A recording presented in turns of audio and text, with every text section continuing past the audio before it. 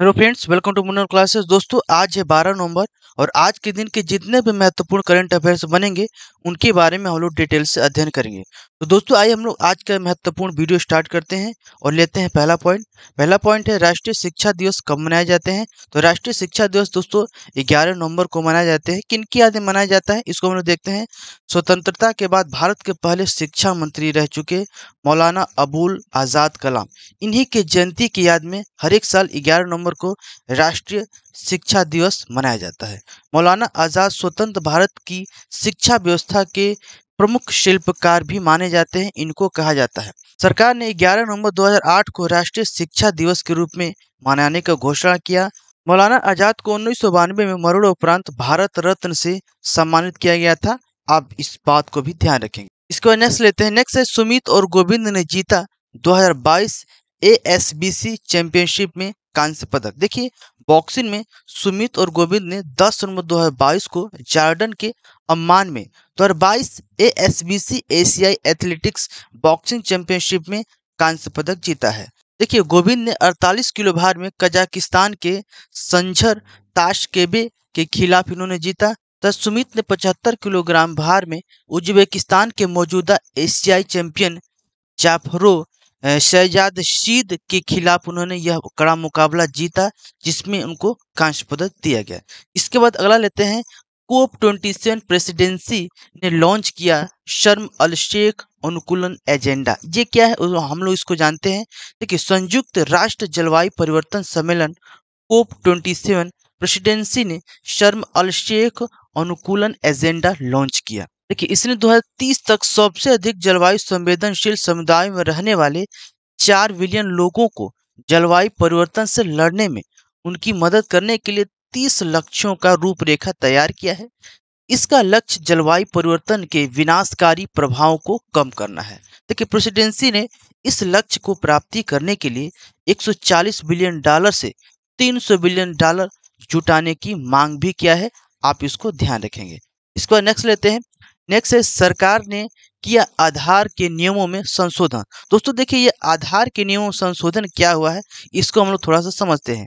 सरकार ने आधार नियमों में संशोधन करते हुए यह निर्देश दिया कि आधार बनाए जाने के 10 वर्ष पूरे होने पर कम से कम एक बार सहायक दस्तावेजों का अपडेट कराना जरूरी है। इसका मतलब हम समझते हैं, अगर मान लीजिए आपका आधार कार्ड बन गया और 10 साल पुराना हो गया, तो 10 साल के बाद आपको अपना कोई भी डॉक्यूमेंट्स दस्तावेज लेकर उसको वेरिफिकेशन कराना पड़ेगा, तभी आपका आधार कार्ड वैलिड होगा, नहीं तो ये बंद भी हो सकता है। इस प्रकार से नए नियम में सुधार हुए हैं।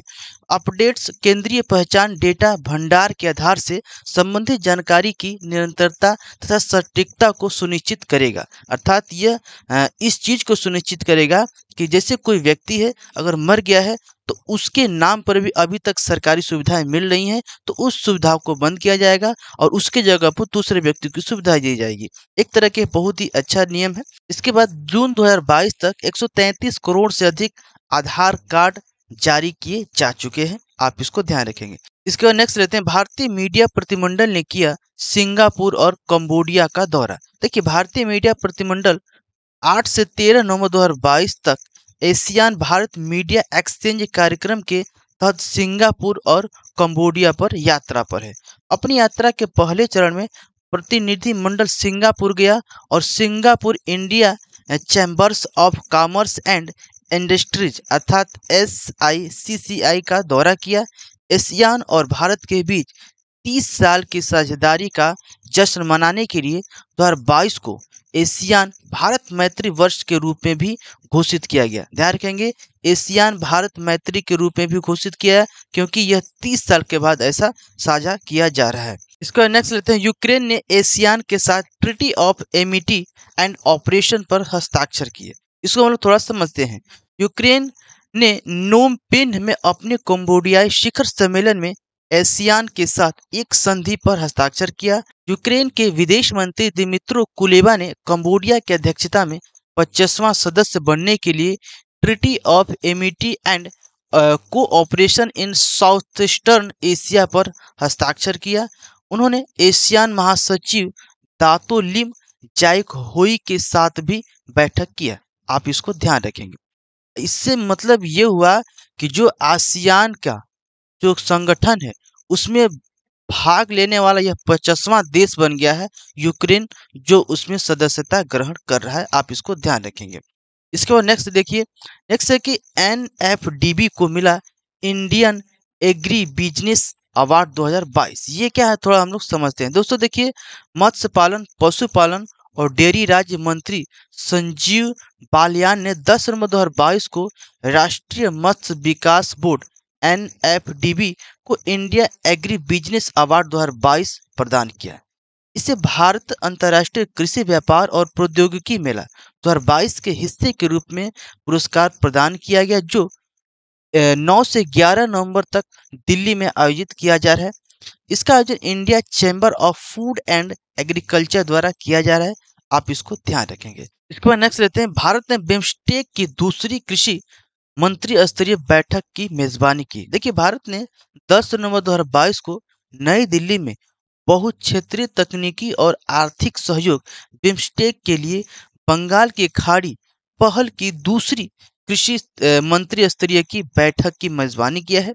इसमें कौन कौन शामिल थे? तो कृषि मंत्री नरेंद्र सिंह तोमर की अध्यक्षता में हुई इस बैठक में भूटान, बांग्लादेश, नेपाल, म्यांमार तथा श्रीलंका और थाईलैंड के कृषि मंत्रियों ने भी भाग लिया। बिम्स्टेक आया है बात, तो बिम्स्टेक का मुख्यालय दोस्तों ढाका में है। आप इसको ध्यान रखेंगे। इसको नेक्स्ट लेते हैं, ये भी वो मोस्ट इम्पोर्टेंट इस समय चर्चा में दोस्तों, इसको ध्यान रखिएगा।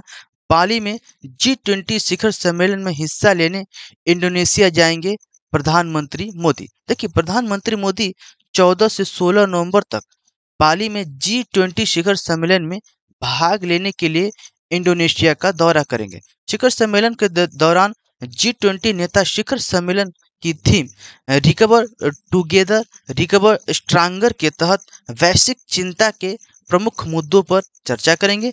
शिखर सम्मेलन के समापन के सत्र में इंडोनेशिया के राष्ट्रपति जोको विडो G20 की अध्यक्षता प्रधानमंत्री नरेंद्र मोदी को सौंपेंगे। बात आई है G20, तो G20 का स्थापना दोस्तों 1999 में हुआ था। इसको नेक्स्ट लेते हैं, ये मैपिंग का क्वेश्चन है। इसमें हम लोग जानेंगे कील नहर के बारे में। ये कील नहर क्या है, इसको हम लोग जानने का कोशिश करते हैं। दोस्तों देखिए, अगर मैपिंग की बात करें, ये वाला जो एरिया आपको दिख रहा है, ये कील नहर का एरिया है। देखिए, कील नहर जर्मन राज्य स्लेविक और होल्स्टीन में 98 किलोमीटर लंबी मीठे पानी का नहर माना जाता है। ये मीठे पानी का नहर है, इसको ध्यान रखेंगे। यह नहर 1895 में बनकर तैयार हुई थी और यह नहर प्रमुख रूप से किनको जोड़ता है, तो यह नहर दोस्तों उत्तरी सागर और बाल्टिक सागर दोस्तों इनको जोड़ता है। इसको याद करने का एक आसान तरीका भी है, कील उतरा बाल्टी में, कील उतरा बाल्टी में। ये इसका ट्रिक है। इस ट्रिक के आधार पर हम लोग इसको याद करते हैं कि कील जो है उत्तरा बाल्टिक में, अर्थात कील सागर जो है उत्तरी सागर और बाल्टिक सागर को आपस में जोड़ने का काम करते हैं।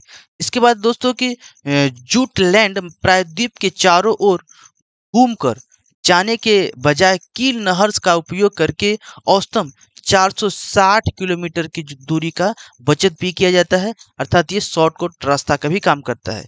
यह 32,000 जहाज अर्थात दैनिक रोज की अगर बात करें तो 90 वार्षिक औसत के साथ दुनिया का सबसे अधिकतम बारंबार आने जाने वाला कृत्रिम जल मार्ग भी इसको माना जाता है। इसको नेक्स्ट लेते हैं दोस्तों। नेक्स्ट ये स्टैटिक जीके का प्रश्न है और बहुत ही प्यारा प्रश्न है। इसमें हम लोग आज जानने का कोशिश करेंगे वालोंग युद्ध के बारे में। ओलोंग युद्ध क्या था, इसके बारे में हम लोग जानते हैं। देखिए, 1962 में भारत और चीन के बीच युद्ध हुआ था। भारतीय सेना ने अरुणाचल प्रदेश के वोलोंग को छोड़कर सभी क्षेत्रों में चीन से बचाव किया था। 57 साल पहले शुरू हुआ ओलोंग का युद्ध भारत का एकमात्र जवाबी हमला था। ओलोंग लोहित नदी के तट पर स्थित है। ओलोंग भारत का मुख्य भूमि का सबसे पूर्वी शहर भी माना जाता है। आप ध्यान रखेंगे। इसका नेक्स्ट क्वेश्चन लेते हैं और ये भी क्वेश्चन आपका स्टैटिक जीके का है और इसमें हम लोग जानेंगे यूक्रेन के बारे में। दोस्तों आप ये मैपिंग देख लीजिए, ये मैपिंग यूक्रेन का है जो आपको फिगर में दिख रहे हैं। देखिए, यूक्रेन पूर्वी यूरोप का एक देश है। यह रूस के बाद दूसरा बड़ा यूरोपीय देश है जिसका सीमा पूर्व और उत्तर में है। रूस यूक्रेन युद्ध से पहले ये लगभग 41 मिलियन लोगों की आबादी के साथ यूरोप का 8वां सबसे आबादी वाला देश था। यहाँ के राष्ट्रपति हैं वोलोडोमिर जेलेंस्की तथा इसका राजधानी है कीव तथा इसकी मुद्रा है यूक्रेनियन रिवीनिया। तो आप इससे इतनी जानकारी मिली, आप इसको ध्यान रखेंगे। तो दोस्तों हम आशा करेंगे कि आज की वीडियो में जो भी हम प्रश्न लिए हैं आपको बताने का कोशिश किए हैं, आपको अच्छे प्रकार से समझ में आए होंगे। दोस्तों आज की वीडियो में बस इतना ही। मिलेंगे कल की नई रोचक घटनाओं के साथ, तब तक के लिए जय हिंद।